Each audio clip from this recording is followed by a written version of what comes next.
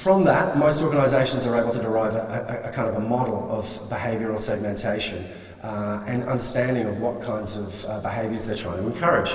Now, when I first started working in the arts, I just thought this was gold, and it's, now I look at it and think it's quite naive and simplistic. I thought all that was required was to move customers in one segment of activity up to the next highest level of customer activity, and therefore deriving more revenue. So, for instance, a repeat single ticket buyer could be easily moved into a group buyer or a subscriber.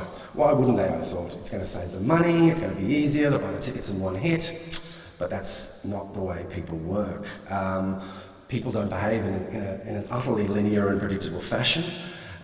Some do, if you can find the right value proposition in your marketing to speak to them, to get them to that next level of engagement. But there's also loads of missing data in a simple behavioural model. Perhaps a single ticket buyer attended a number of concerts when they were a small child that has led them to be more approachable to the idea of philanthropic giving. You've got no data to back that up. So theoretically, somebody who's just come to one concert, perhaps you don't target them for your donations drive. And again, but a model like this, it does identify some data holes to concentrate on. Like, one question I'll ask you is, how are you trying to fill your information on that you don't have about the shadow audience, the people who are coming along with the people who are buying the tickets? They're having the experience as well. They're just as susceptible and open to marketing comms in the future about what you do. How are you getting that data, if at all?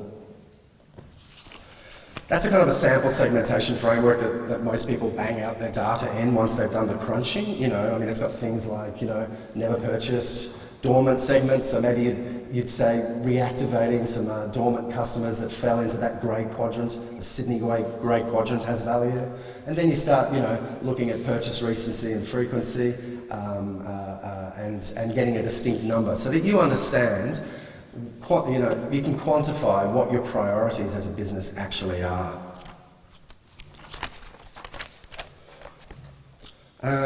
What variables of difference could result from crunching your data?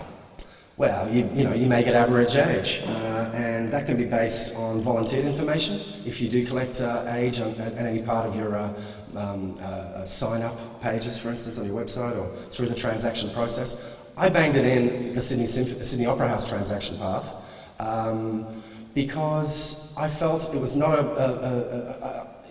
even only about 20% of the people actually gave data about their age, but just asking it when it was a field at point of transaction, there was no harm. It wasn't a compulsory field, they didn't have to, but it just gave a little bit more data.